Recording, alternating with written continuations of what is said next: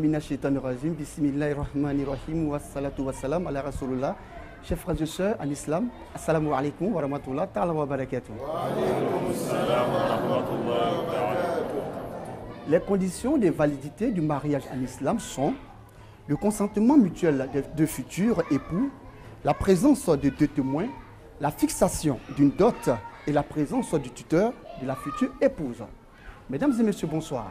Le thème principal de ce soir va donc porter sur la situation matrimoniale en islam, séparation ou communauté de biens. Pour en parler, nous recevons l'imam Amidou Berté. Il est imam de la mosquée Al-Istikama, Banco Nord d'Atekoubé. Imam, salam alaikum. Wa alaikum salam wa rahmatullahi wa barakatuh. Alors, la question qui me vient tout de suite en tête, c'est de savoir, est-ce que l'islam reconnaît le mariage civil, le mariage célébré à la mairie? Bismillahirrahmanirrahim, alhamdulillah, wa salatu wa salam ala rasulillah wa ba'd. Merci beaucoup, mon frère Koné. Il faut dire que les mots ont leur poids et leur valeur. Et dire que est-ce que l'islam reconnaît le mariage civil, le mot reconnaître n'est pas le terme approprié en tant que tel, mais il faut dire plutôt que l'islam admet et tolère le mariage civil. Parce que le reconnaître nous conduit sous d'autres sphères. Parce que pour reconnaître quelque chose en islam, il faut que cela réponde à certaines logiques, cela réponde à certaines injonctions divines. Or, le mariage civil, quand on le regarde, à plusieurs égards, il ne répond pas à tous ces critères. Mais au vu de l'islam, ce mariage est considéré plutôt comme un mariage, sinon une union administrative, une union de formalité. C'est pour formaliser certaines choses au plan administratif. Et donc, vous avez dit que l'islam tolère. Il tolère, oui. Voilà, dans une certaine mesure, bien sûr. D'accord, mais on remarque que les conditions de validité, justement, du mariage civil ressemblent pratiquement aux conditions, n'est-ce pas, de l'islam. Est-ce que le fait de se marier uniquement à la mairie est suffisant pour dire que ce mariage est valable en islam? Comme je le dis, apparemment, ça paraît être identique dans leur procédure. Mais fondamentalement, ils sont catégoriquement opposés, ces deux types de mariage. Dans la forme, ils paraissent être identiques, semblables. Mais dans le fond, ce n'est pas la même chose. Est-ce qu'on peut savoir un peu la différence? Je vais étayer ça un peu. Par exemple, au niveau du mariage civil, dans la constitution ivoirienne, je prends le cas de la Côte d'Ivoire plus précisément, la dot est interdite. La dot est proscrite, elle est interdite. Or, dans l'islam, la dot fait partie intégrante, un des piliers du mariage. Sans la dot, il n'y a pas de mariage. Or, le mariage civil interdit, pendant que l'islam rend ça obligatoire. Le verset 4 du chapitre 4 du Coran, chapitre intitulé Surat Nisa, les femmes, Allah nous dit Wa atu nisa asadukotihinna nihla. Donnez aux femmes leur dot avec bienveillance, avec convenance. Donc pour dire que quelque part, ce que l'islam d'abord rend primordial dans le mariage civil l'interdit. Pendant que la dot est obligatoire en islam, c'est interdit par la constitution ivoirienne. Ça c'est un. Et secondo, au niveau du mariage civil, le témoignage de la femme est permis. C'est accepté. Comme une femme peut être témoin de l'un des deux conjoints. Alors que islamiquement, la femme n'est pas autorisée à être témoin pendant le mariage. C'est l'homme qui est témoin. Et au-delà de cela aussi, islamiquement, il est toujours dit que ar-rijalu qawwamuna 'ala an-nisa bima faddala Allahu ba'dahum 'ala ba'd wa bima anfaqu min amwalihim. Il est dit dans le Coran que les hommes ont l'autorité sur les femmes par rapport à ce qu'ils dépensent, mais d'abord même au privilège qu'Allah a bien voulu donner aux hommes de par sa divinité, mais aussi à la charge qu'il a confiée aux hommes concernant les femmes. Mais tout ça l'a mis ensemble. L'homme est l'autorité, il est le maître. On ne dit pas qu'il est supérieur à la femme, mais il est le maître. Or, de l'autre côté, il est dit qu'il y a égalité. Et le livret même de mariage aujourd'hui, il est donné dans les deux mains. Or, islamiquement, c'est l'homme qui y répond. Mais de l'autre côté, les deux répondent. Donc, vous voyez que... Islamiquement, c'est l'homme qui répond. Vous voulez dire qui quoi? répond, ça veut dire quoi? Islamiquement, c'est l'homme qui répond de la femme. C'est lui qui est le responsable de la femme. D'accord. Mais de l'autre côté, il est dit qu'ils sont à égale responsabilité. Donc lorsque nous regardons dans la forme, il n'y a pas de dot d'abord même, ça fait qu'il n'y a pas de mariage. Encore que c'est interdit, alors le mariage civil ne saurait se substituer au mariage religieux, encore moins être égal au mariage religieux. Alors, donc nous convenons hein, que le mariage est un contrat social. Tout à fait. Voilà, qui est reconnu justement devant Dieu et devant les hommes. Oui. Alors, est-ce que le fidèle musulman qui se marie à la mairie et qui se marie à la mosquée, ce mariage-là n'est pas valable? Et dans un premier temps, je vais situer les choses. Il faut dire que le mariage à la mairie ne suffit pas pour faire de la femme l'épouse de l'homme tant qu'ils ne sont pas passés par le mariage à la mosquée.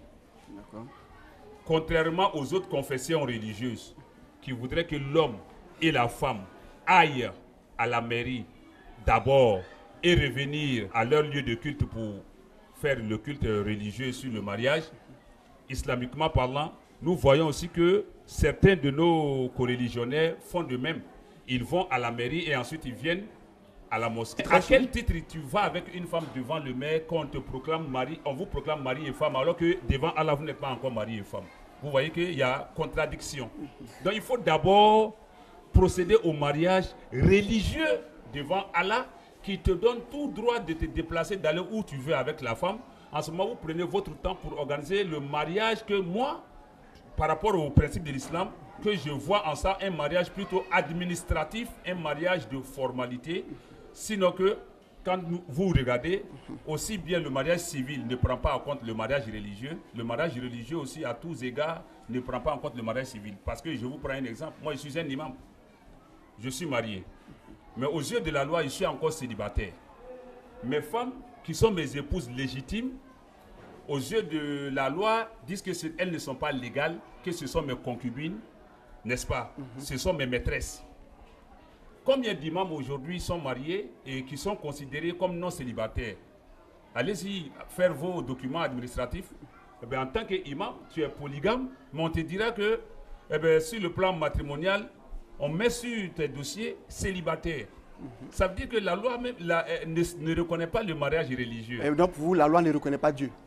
En quelque sorte, parce qu'ils diront que nous ne sommes pas dans une théocratie, dans un gouvernement où Dieu intervient. Ils diront que l'État est laïque, que tout ça, le monde va vers la laïcité. Mais la laïcité, comme ce n'est pas le thème de notre rencontre d'aujourd'hui, sinon j'aurais dit que c'est plutôt un champ ouvert à chacun, à la liberté de religion, sans interférence de quiconque dans le champ de l'autre. Donc je dis que vous voyez que le mariage civil et puis le mariage religieux même ont tendance à s'opposer de façon subtile sans qu'on le sache. Il y a une opposition qui ne dit pas son nom. La polygamie est interdite par le mariage civil jusqu'à preuve du contraire. Alors que dans notre religion, parmi les principes de cette religion, notre Seigneur Allah nous dit qu'on peut prendre les femmes jusqu'à 4, avec des conditions bien sûr. Tout à fait. Mais le principe étant acquis, on peut prendre jusqu'à 4.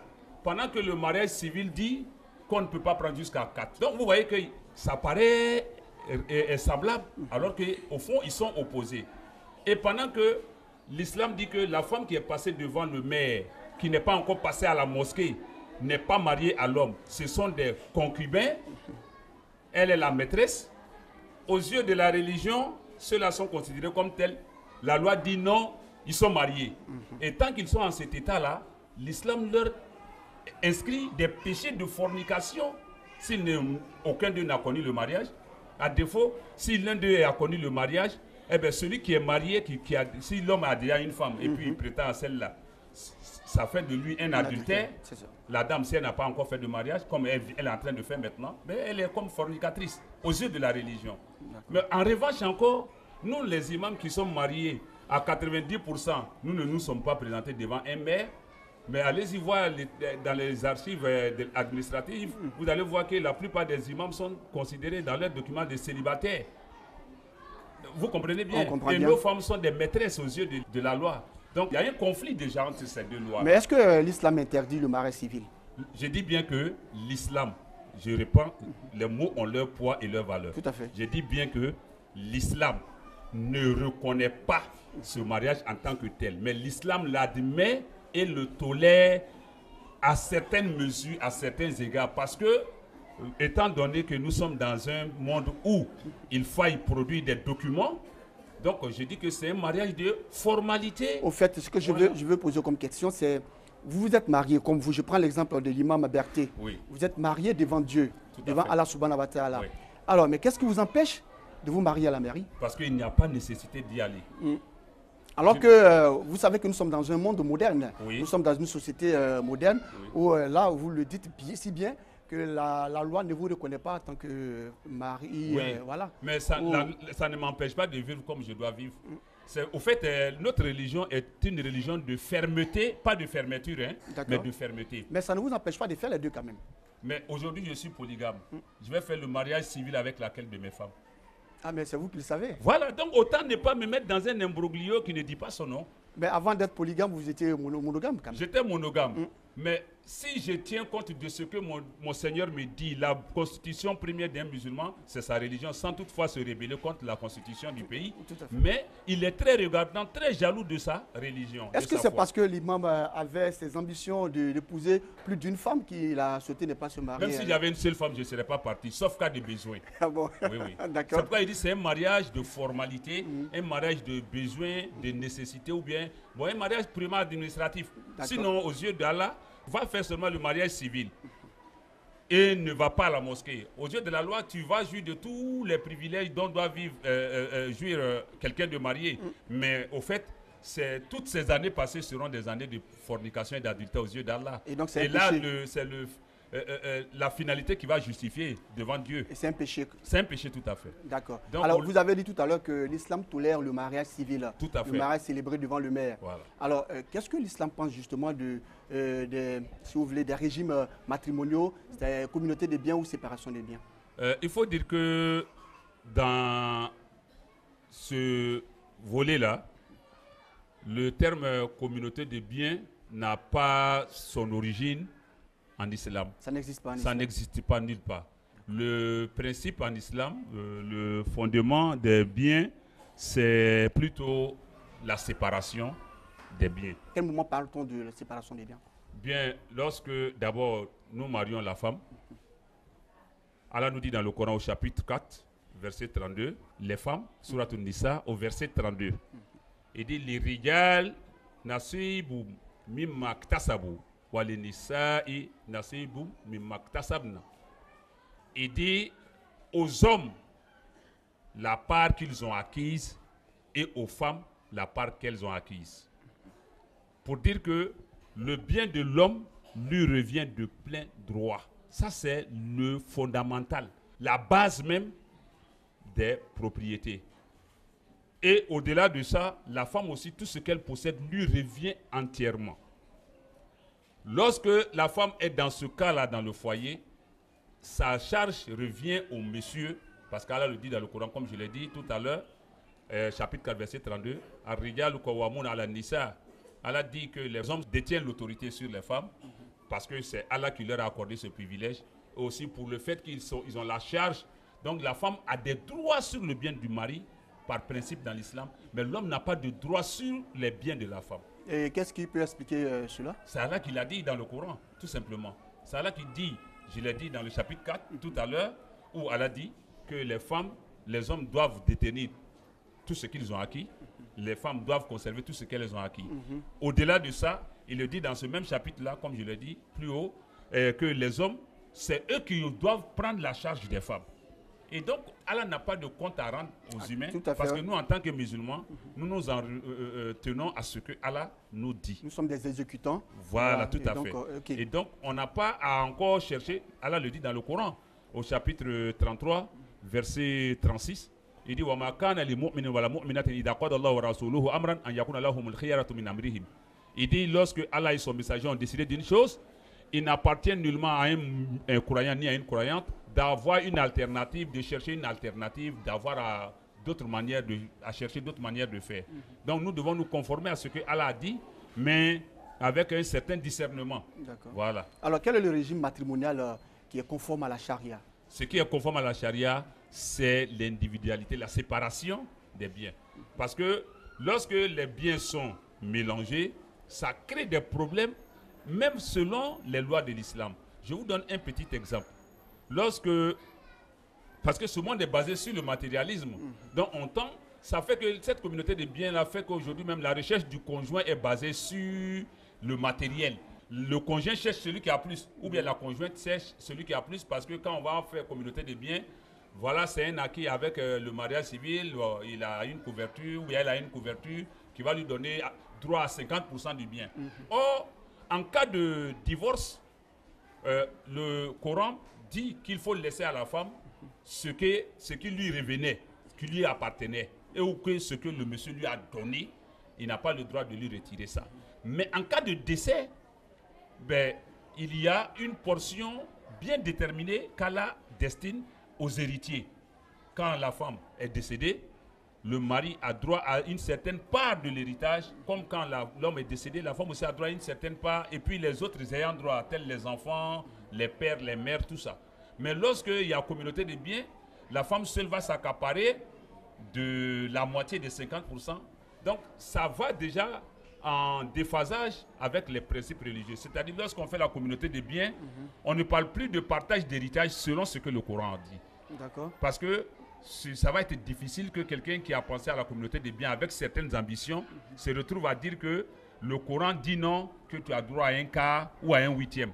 D'accord. Voilà. Alors donc on peut retenir que l'islam ne reconnaît pas la communauté des biens. Tout à fait. Ça ne fait pas partie des principes fondamentaux de l'islam en tant que tel dans le mariage. Alors pour un imam, un cheikh ou si vous voulez un guide religieux musulman qui s'est déjà marié à la mosquée et qui souhaite se marier à la mairie, est-ce que l'islam condamne cela? Cela lui est loisible. Hein? Seulement, ce qui était fondamental a été fait. Donc il est libre d'aller avec son épouse où il veut pour faire même le mariage traditionnel du village ou encore le mariage civil, comme bon lui semble, c'est à dessein qu'il le fait. Mais au moins les principes d'Allah sont d'abord respectés, observés. Donc si c'est par nécessité qu'il veut faire, mais il ne faudrait pas que ça soit une injustice. Parce qu'en le faisant, si ça trouve qu'il est déjà polygame, qu'il a déjà 2, 3 ou 4 femmes, eh bien là, il ne doit pas le faire. Parce que s'il le fait, en ce moment, il est injuste. Parce que si la femme ne reconnaît pas, n'est pas trop ancrée dans la religion, quand elle n'a pas de foi, elle n'est pas assez mature en termes de foi, elle risque de s'opposer à ce que le bien soit réparti conformément aux prescriptions divines. Elle dira que le mariage civil lui donne droit, et ils appellent mariage légal. Mais moi, je dis c'est un mariage de formalité. Le mariage légal, nous, en tant qu'imam, à nos yeux, c'est la loi d'Allah qui est légale. Donc, sur ce plan, lorsqu'il fait ce mariage, il faut qu'il soit sûr que non, c'est vrai, j'ai plus d'une femme, mais j'ai tel besoin administratif. Si je ne fais pas ce mariage avec l'une de mes épouses, ça risque de poser problème. Par concertation, il peut s'entendre avec ses épouses, avec tous les garde-fous, pour dire que ce n'est pas pour que tu aies une emprise, une mainmise sur les biens, au cas où je décéderai, mais c'est pour ceci, cela, avec toutes les garanties, avec des témoins. Et puis, il peut le faire, parce qu'il a un bien qui est... Oui, mais imam, c'est que vous dites, on comprend bien. Mais est-ce que ce n'est pas logique d'épouser légalement, faire le mariage civil avec la première femme? Bon, à quelle fin? Parce que l'islam nous recommande toujours de n'agir que dans le sens du bien, dans le sens de la nécessité. Si aller faire un mariage civil pour la forme... Non, vous dites qu'il a des obligations administratives. Ouais. Alors, parmi les quatre épouses, il sera bien saignant quand même d'épouser la première. Oui, mais ça peut aussi arriver que la première, vous savez aussi, quand il y a l'entente, là, tout est permis. J'ai cité un exemple pêle-mêle, je n'ai pas désigné une. Je n'ai pas dit la première ni la dernière. Selon nous-mêmes, notre entendement en tant qu'être humain, nous pensons que ça peut être... Mais qui sait aussi si la première même n'est pas pire que la dernière, il se peut que la dernière soit plus sage, plus réfléchie que la première. Mais c'est de commun accord, elles sont toutes au même pied d'égalité en tant qu'épouses. Donc, dès qu'elles sont ensemble, que le mariage civil n'avait pas été fait, au moment où on décide de le faire, alors qu'elles sont déjà là, il y a lieu de faire une concertation. Et il faut que ça soit motivé par une nécessité vraiment incontournable. Sinon, on est déjà marié, donc il ne faut pas aller donner dans l'injustice. Parce que, qui sait, si éventuellement il y a des enfants de chacune de ces femmes, et que ces enfants aussi ne sont pas trop versés dans la religion, ça risque de créer des polémiques, ça risque de faire une spoliation, ça risque de faire de l'injustice, parce que les enfants de l'autre vont ils vont revendiquer tout le droit par rapport au mariage que leur maman a contracté avec le père, et puis ils vont peut-être, je dirais, déposséder les autres de leurs biens, de leurs droits. Il y aura, assez de problèmes, il y aura assez de problèmes, comme le dites. Est-ce que vous m'envoyez dire que l'imam Berthe, que vous êtes, est condamné à ne pas faire le mariage légal, civil? Vous me prêtez peut-être l'intention, ou bien vous prêchez le faux pour avoir le vrai. Parce qu'avec tout ce que vous dites, bon... En tout cas, je me sens à l'aise avec mes épouses, vraiment, et en phase avec mon Seigneur.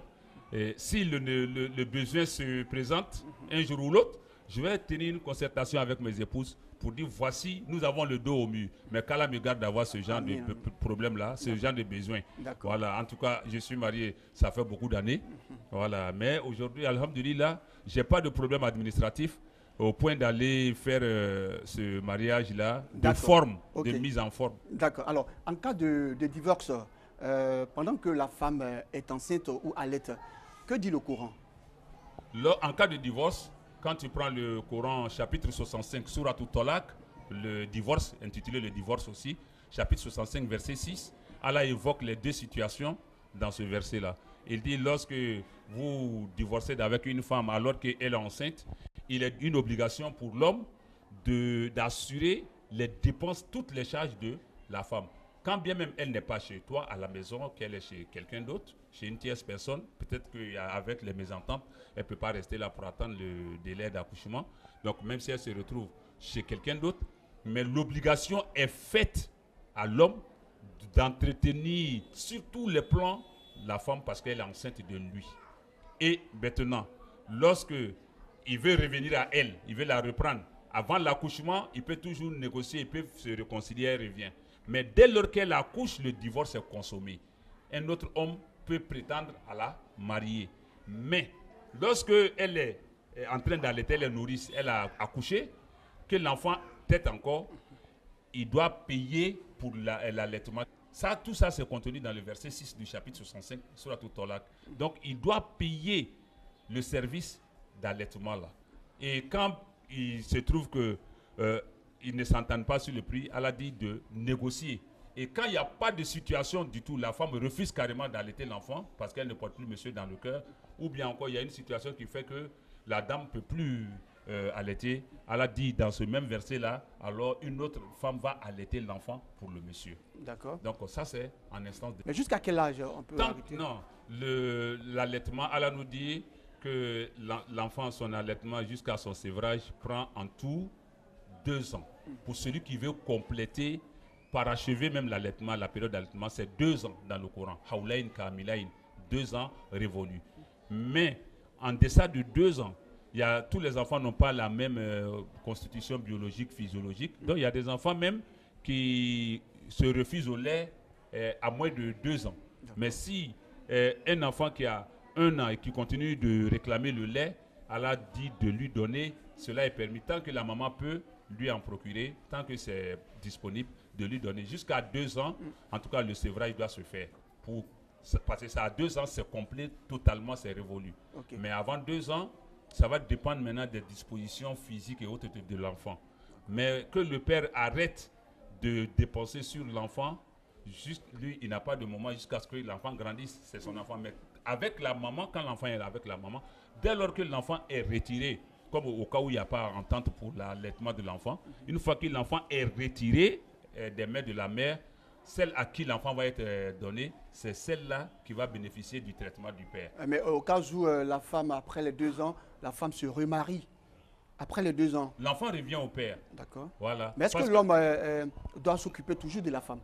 Non. Après le divorce, elle est libre d'aller se marier à qui elle veut. Après le divorce, la femme est totalement libérée du foyer du monsieur.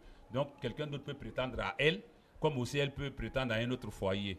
Voilà. Mais si lui aussi il veut revenir vers elle, il va mener d'autres démarches comme la première fois pour la reprendre. Et là, la reprise n'est permise qu'à 2 fois seulement. Une fois qu'il laisse pour la 3e fois, il ne peut plus. Il faut que quelqu'un d'autre la marie. Je voudrais faire une précision de taille.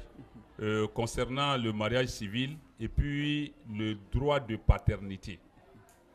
En islam, il faut savoir que un enfant d'un même monsieur et d'une même dame, né avant leur mariage religieux islamique, les deux ayant eu un enfant avant ce mariage, quand bien même il va porter le nom du monsieur, islamiquement parlant, l'enfant n'est pas son enfant. Le prophète nous dit, sallallahu alayhi wa sallam, il dit, al-waladu lil firash wa lil ahiril hajar. Il dit, l'enfant appartient à la femme adultère, fornicatrice. Et celui qui est l'homme, lui, ne mérite que les pierres de lapidation. Donc, l'enfant en islam, d'un même homme et d'une même femme, né avant la célébration du mariage religieux, l'enfant est un enfant adultérin. Et par conséquent, quand bien même ils vont se marier après la naissance de l'enfant, même si la grossesse a été contractée avant le mariage, que maintenant ils se sont mariés, puis l'enfant est né dans ce mariage, c'est un enfant adultérin. Il n'a pas le même statut que l'enfant que ce même homme et cette même dame vont faire après le mariage religieux. En ce moment-là, cet enfant qui va naître après le mariage religieux est l'enfant légitime et légal aux yeux d'Allah du monsieur seul.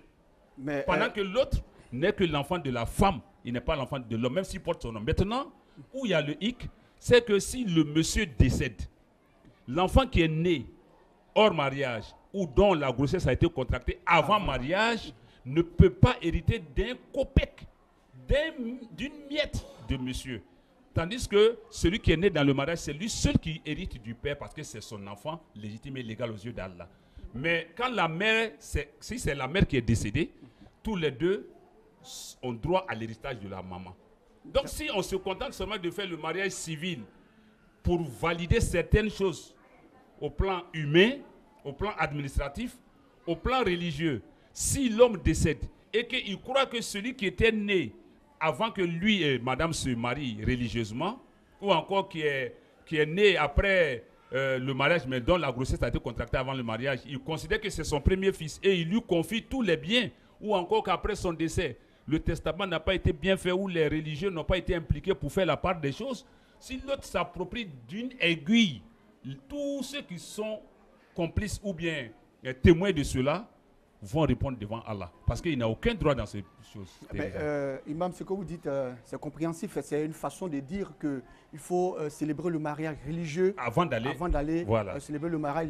Tout à fait. Contrairement à ce que les autres font, ils vont d'abord à la mairie, ensuite d'aller de l'autre côté. D'accord. Alors, mais est-ce que ce n'est pas trop dur de savoir qu'un enfant qui est né hors mariage, est-ce que ce n'est pas trop dur de dire à cet enfant-là, tu n'as pas droit à... Ce n'est pas une loi votée ni par moi, oui, je sais, ni par les humains. Oui, c'est Dieu qui le dit. Allah qui a imposé ça, et Allah, il est le miséricordieux des miséricordieux. Voilà, vous dites qu'Allah est miséricordieux. Oui. Mais est-ce que cet enfant-là, Allah ne... C'est une manière d'être en phase avec lui-même, ses décrets. Il a dit de ne pas approcher la fornication ni l'adultère. C'est pour montrer à quel point c'est un acte abominable. Il a dit dans le Coran,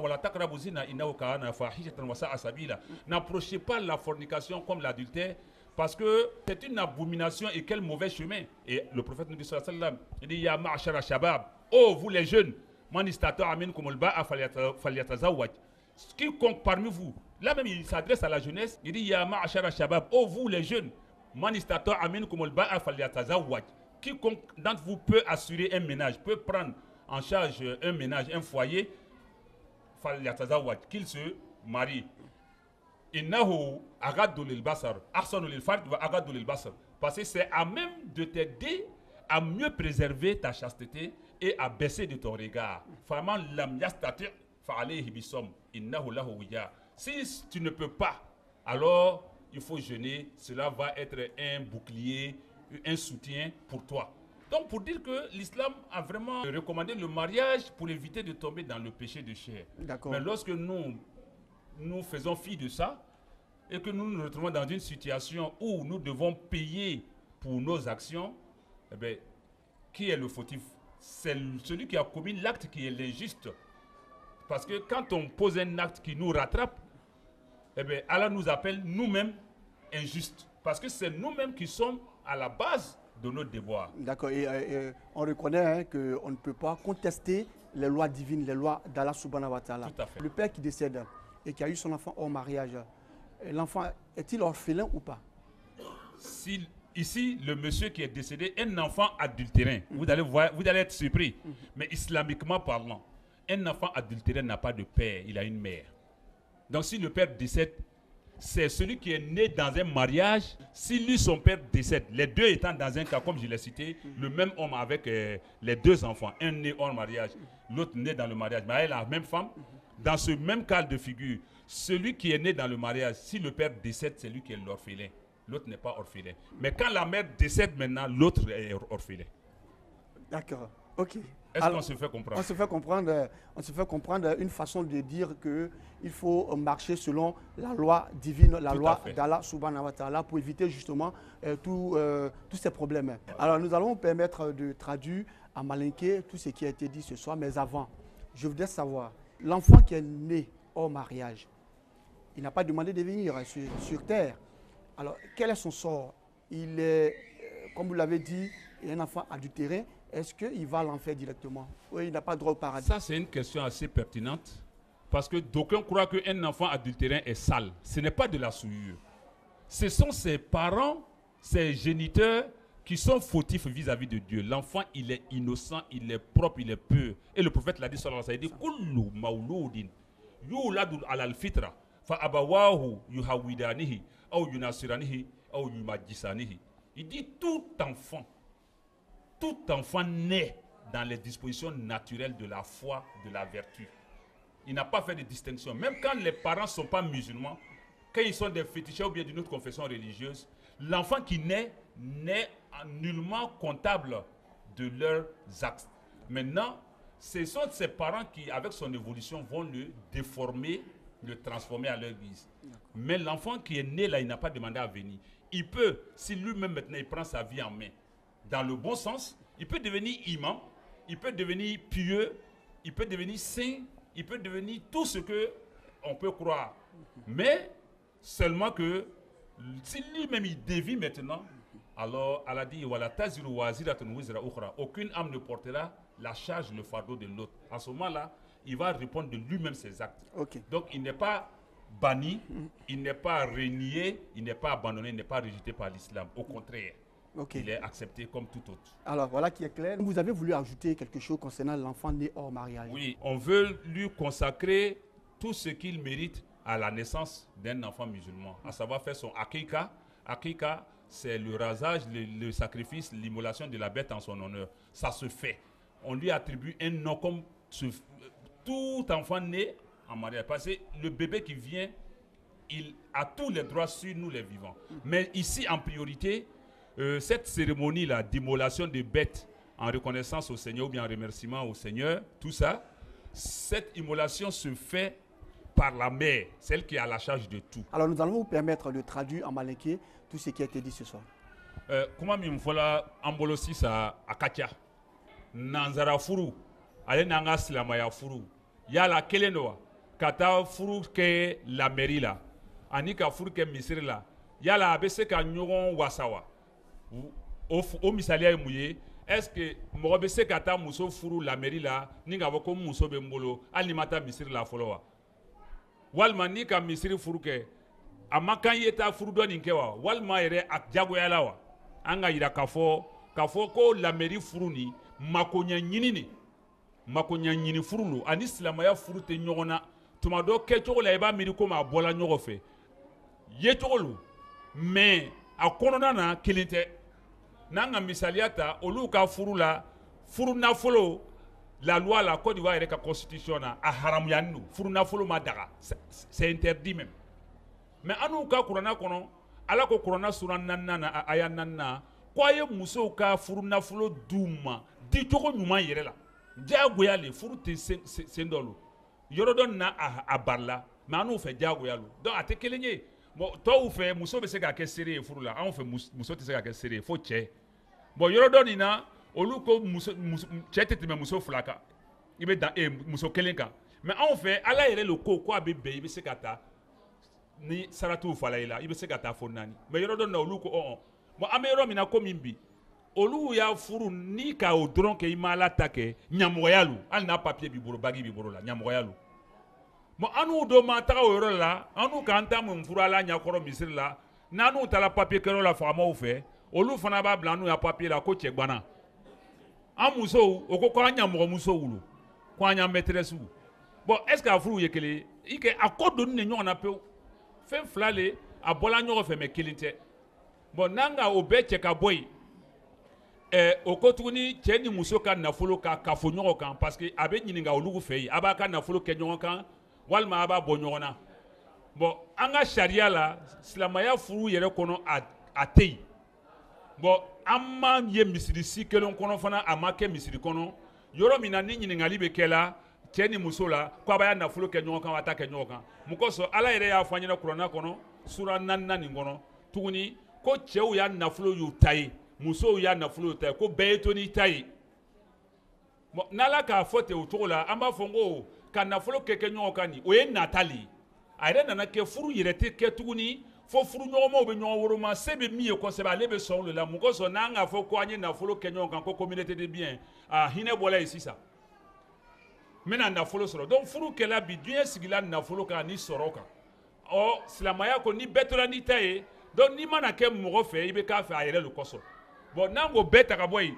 silamɛya kɔnɔ yɛrɛ ka nafolo kɛ ɲɔgɔn kan a ma bɛn mun kosɔn muso bɛ to n'a ta ye cɛ bɛ to n'a ta ye mais cɛ ta ni muso ka hakɛ b'a kɔnɔ ɔ muso ta cɛ ta foyi t'a la donc a ko yɛrɛ ka di muso la ni cɛ ye parce que ala ko kuranɛ kɔnɔ sura 4 nin kɔnɔ a aya 4 ko cɛw le ye musow ka kotigi ye bon cɛw de bɛ muso ɲafɛ furu kɛnɛ ka muso ya kuma yɔrɔ tɛ yen mais yɔrɔ dɔ nin na olu ko muso ni cɛ kaɲani de ko égalité de sexe ko cɛ ni muso ye kelen anu do ko a tɛ kelen ala yɛrɛ ko kuranɛ kɔnɔ ko a rijalu kawamuna ala nisa ko cɛw le bɛ musow ka kotigi ye a ma fɔ cɛ ka fisa ni muso ye dɛ ko cɛw le bɛ muso ya kotigi ye i b'o faamu cogo di firawuna bɛ taa jahanama kɔnɔ maa muso Asiya alayha salam n'ale bɛ taa alijinɛ na donc firawuna ma fisa n'a muso ye kotigiya tɛ b'a bolo mais a tɛ ma fisa ni muso ye muso tɛ ka fisa n'a ye donc kuma la mɔgɔw ma kuma ni faamu ko silamɛya ka muso bila kɔfɛ o silamɛya de ka muso ka hakɛ latanga ala faamuya ko ɲuman d'an ma an bɛ min fɔ don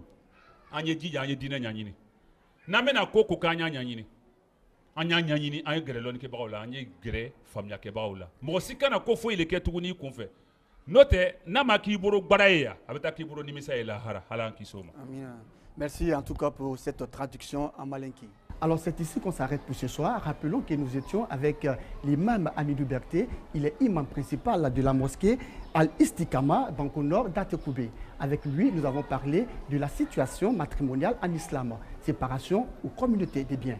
J'ai été ravi de vous présenter cet entretien. Merci à vous de l'avoir suivi. Bonne suite de programme sur RTI 1. Je vous donne rendez-vous jeudi prochain, même heure, même chaîne. Rappelons que vous pouvez suivre la rediffusion de l'émission Allahu Akbar tous les vendredis après le flash d'information de 10h. Salam alaikum wa rahmatullah wa barakatuh.